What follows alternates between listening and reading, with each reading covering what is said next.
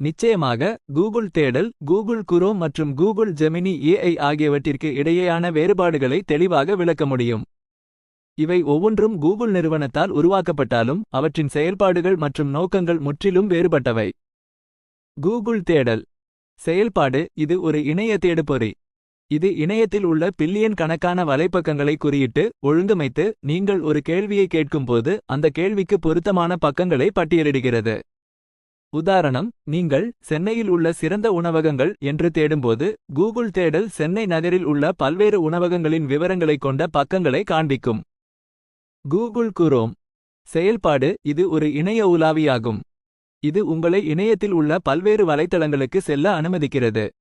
நீங்கள் ஒரு வலைத்தளத்தின் முகவரியை URL உள்ளிட்டால் குரோம் அந்த வலைத்தளத்தை உங்கள் கணினியின் திரையில் காண்பிக்கும்.